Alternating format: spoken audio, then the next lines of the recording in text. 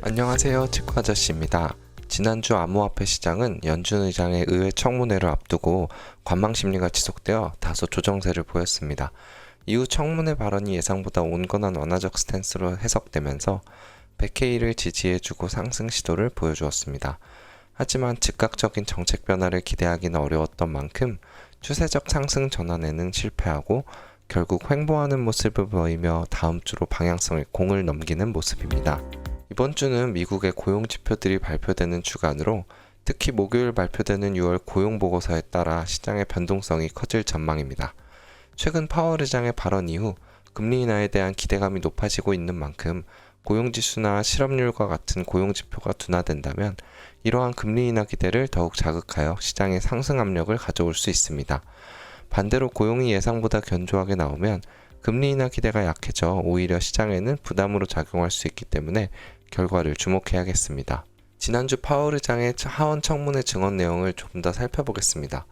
파월 의장은 현재 노동시장이 견조하고 인플레이션이 목표치를 상회하고 있어 당장 금리를 내릴 상황은 아니라면서도 물가 상승 압력이 억제된 상태가 지속될 경우 연준이 더 빨리 금리 인하에 나설 수 있다고 언급했습니다. 즉, 인플레이션 압력이 계속 완화된다면 늦기보다는 조만간 금리 인하로 전환할 수 있다는 신호를 준 것입니다.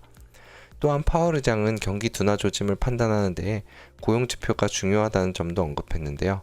고용 시장이 눈에 띄게 약화된다면 금리 인하 압력이 커질 수 있다고 인정했습니다. 다만 현 시점에서 실업률은 여전히 낮은 수준을 유지하고 있기 때문에 연준은 구체적인 완화 시점을 못 박지 않고 경제 지표를 더 지켜보겠다는 입장을 견지했습니다. 이후 CME 페드워치를 통해 살펴본 7월 금리 인하 기대감은 기존 2에서 3%대에서 약 20% 수준까지 상승한 모습입니다.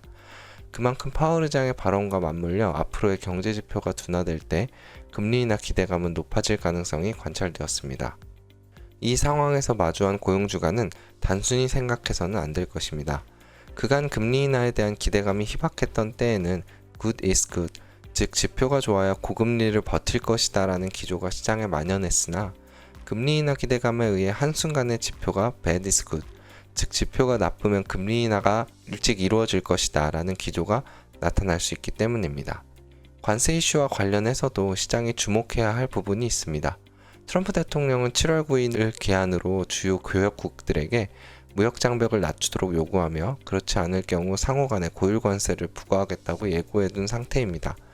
데드라인이 다가오고는 있지만 연준 역시 관세 이슈의 해소를 금리 인하의 중요한 조건값으로 내걸고 있는 만큼 트럼프 대통령도 너무 일방적인 입장을 고수하기는 어려울 것입니다. 이에 따라 관세 조치가 추가로 유예되거나 특정 국가들과의 협상 타결로 부분적인 합의에 이를 가능성도 점쳐지고 있고, 이는 무역전쟁 이슈로 인한 시장 불안이 다소 진정되고 긍정적인 기류가 형성될 수 있음을 시사합니다. 이번 주에는 고용지표를 통해 금리 인하에 대한 방향성이 정해질 것으로 생각됩니다. 또한 점점 상호관세 유예 기간의 데드라인이 오고 있는 만큼 일부 국가와는 협상하고 일부 국가들은 본보기로 삼는 전략을 취할 가능성이 높아 보이는 상황입니다. 여러가지 이슈와 지표가 시장의 방향성을 정할 수 있는 바 관심을 가지고 적절히 대응하시기를 당부드립니다. 7월 첫째 주 매크로 브리핑 마치겠습니다. 감사합니다.